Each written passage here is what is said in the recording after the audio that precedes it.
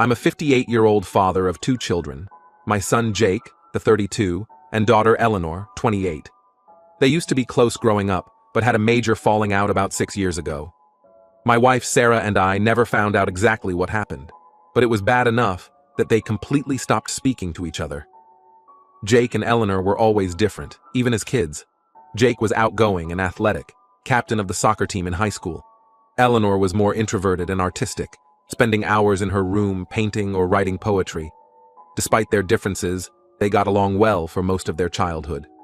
They'd defend each other against bullies and spend summer evenings catching fireflies together in our backyard. Things started to change when Jake left for college. Eleanor was 14 at the time and took it hard. She became more withdrawn and moody. We chalked it up to typical teenage angst, but looking back, I wonder if we should have done more to help her through that transition. In college, Jake thrived. He made the dean's list every semester and was president of the business club. Eleanor struggled more when she started college a few years later. She changed majors 3 times and had trouble making friends. We later found out she was dealing with undiagnosed anxiety and depression.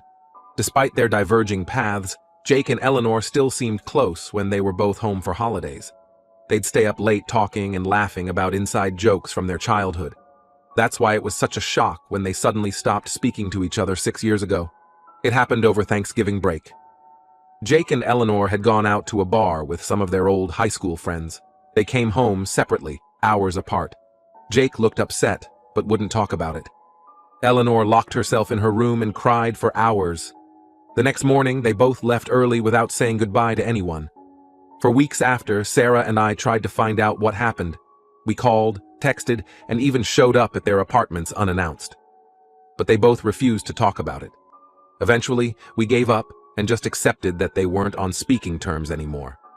At family events, they'd completely ignore each other. It was awkward, but we learned to live with it. Sarah and I would run interference, making sure they were never seated at the same table or left alone in a room together. It broke our hearts to see our once close children so estranged, but we felt powerless to fix it. About 3 years ago, Jake met his now wife Emma. They were introduced by mutual friends at a charity gala.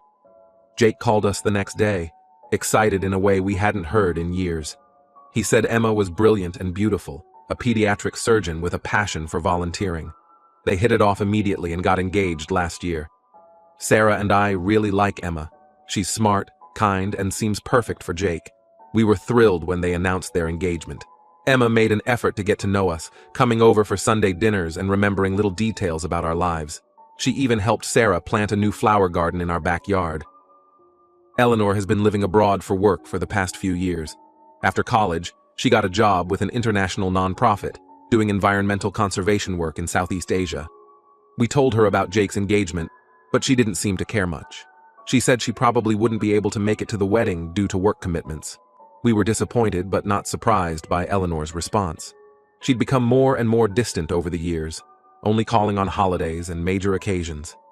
We'd tried to visit her a couple times, but she always had an excuse for why it wasn't a good time. Everything was going smoothly with the wedding planning until about a month ago. Jake and Emma had chosen a beautiful vineyard venue, and Sarah was helping with the flower arrangements. We were all excited and busy with preparations. Then, out of the blue, I got a hysterical phone call from Eleanor. It was the middle of the night for her, and at first, I thought something terrible had happened. She was furious and crying, accusing me of playing favorites with Jake.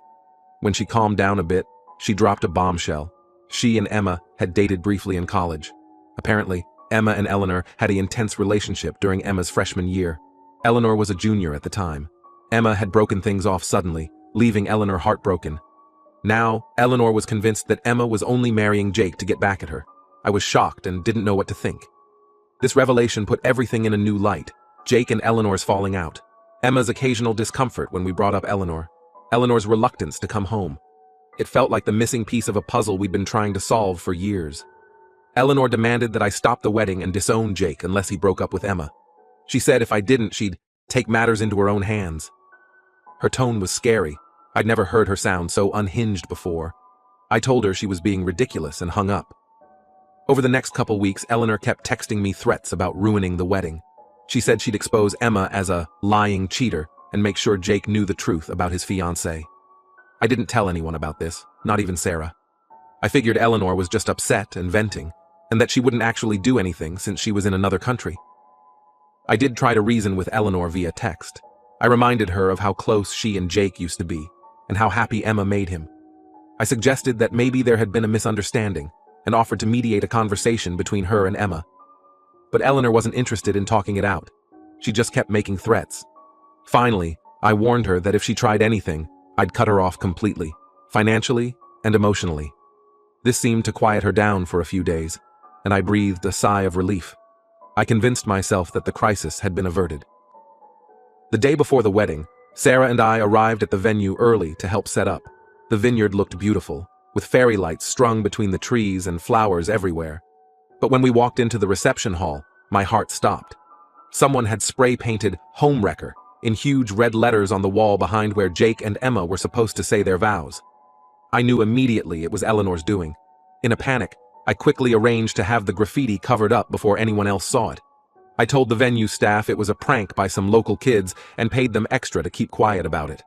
I didn't tell Sarah or anyone else what had happened. The ceremony went off without a hitch and no one was the wiser. Jake and Emma looked so happy as they said their vows.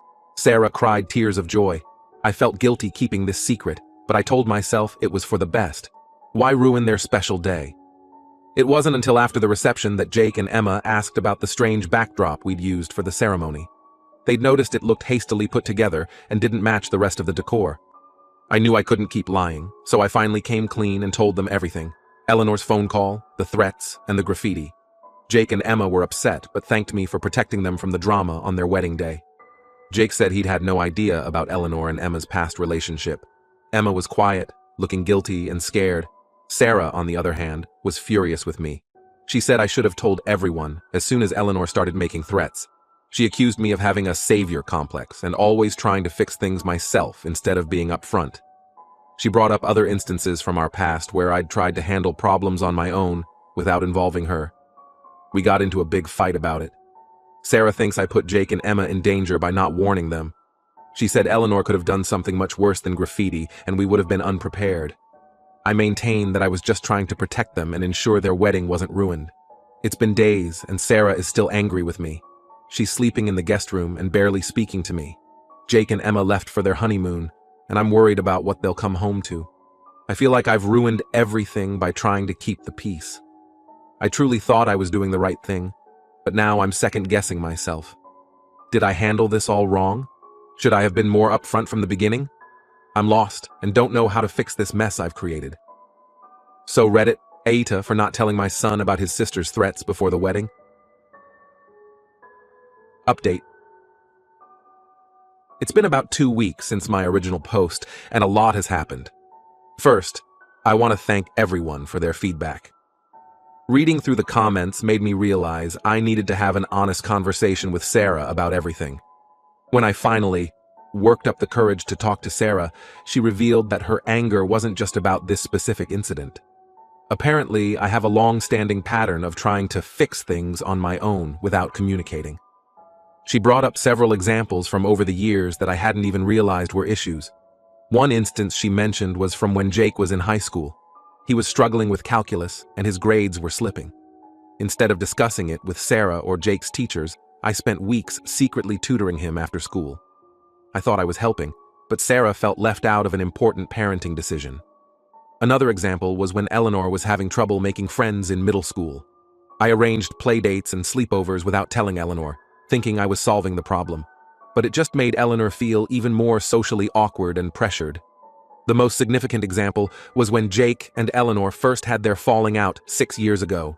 I tried to trick them into reconciling by inviting them both to dinner without telling them the other would be there. It backfired horribly. Eleanor left in tears, and Jake didn't speak to me for weeks. Sarah was furious with me then too, but I didn't see it as part of a larger problem. Hearing all this made me realize that Sarah was right. I do have a tendency to try to handle everything myself. I've always seen it as my job to protect my family and solve problems. But I now understand how my actions have often made things worse. I apologized to Sarah and promised to work on being more communicative going forward. After clearing the air with Sarah, we decided to reach out to Jake and Emma. They had just returned from their honeymoon, and we invited them over for dinner to discuss everything that happened. When they arrived, I started by apologizing for not telling them about Eleanor's threats sooner. Jake was understanding but admitted he wished he'd known what was going on. Emma was quieter and seemed more shaken by the whole thing. We asked them to tell us the full story of what happened between Emma and Eleanor in college. Emma explained that she and Eleanor had met at a LGBTQ+ student group meeting during Emma's freshman year. Eleanor was a junior and took Emma under her wing, helping her navigate coming out and college life. Their friendship turned romantic after a few months. Emma said it was intense and all-consuming, her first real relationship. But as the school year went on, Emma started to feel overwhelmed. She was struggling with her classes and feeling unsure about her major. Eleanor wanted to spend all their time together, and Emma felt guilty for wanting space. Eventually, Emma ended things abruptly, telling Eleanor she needed to focus on school. She now realizes how hurtful that must have been for Eleanor, but at the time, she was just trying to stay afloat. Emma lost touch with Eleanor after that.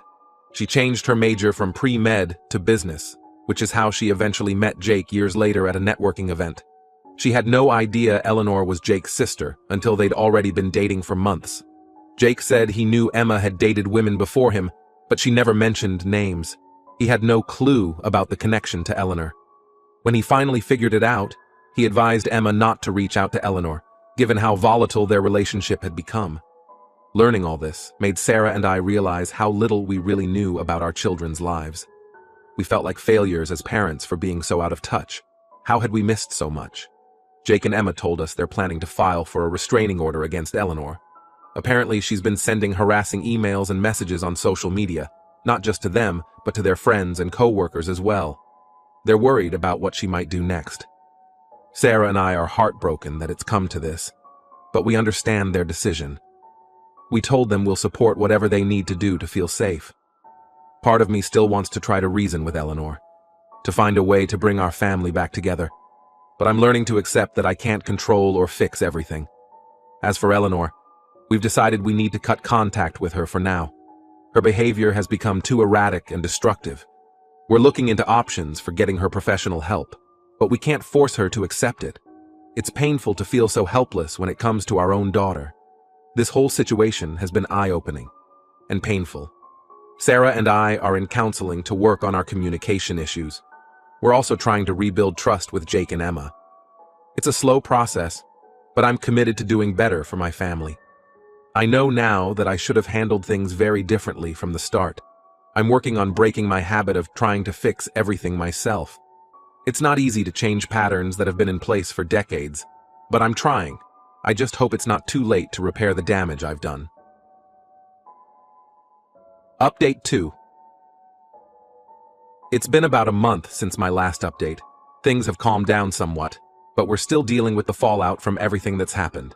Jake and Emma did end up filing for a restraining order against Eleanor. The hearing was last week, and it was granted. Eleanor didn't show up to contest it, which honestly was probably for the best. The judge reviewed the evidence of her harassment, the threatening messages, the wedding vandalism, and some disturbing posts she'd made online about Emma, and quickly ruled in Jake and Emma's favor. We haven't heard directly from Eleanor since before the wedding.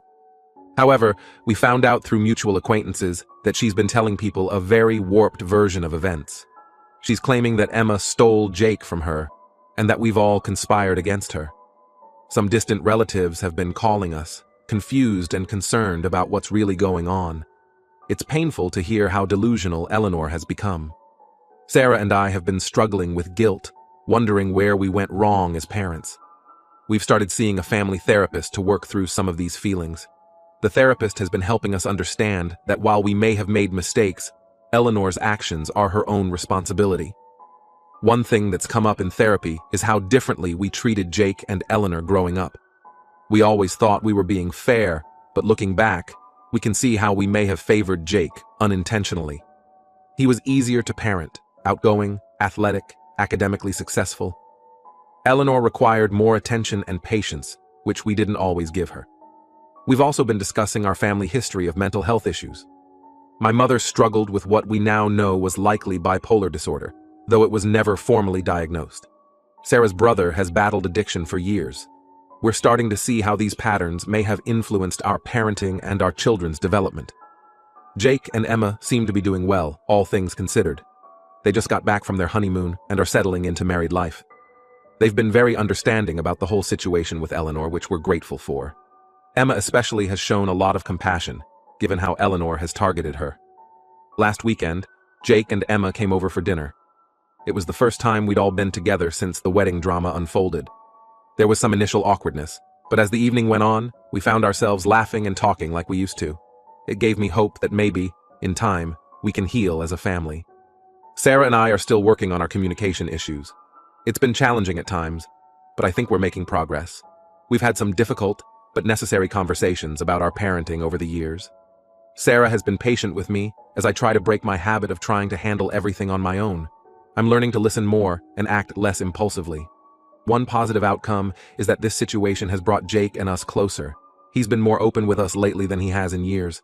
Last week he called just to chat, something he hasn't done since college. We're trying to rebuild the trust and closeness we used to have. As for Eleanor, we're at a loss. We've tried reaching out through intermediaries to offer help, but she's rejected all contact.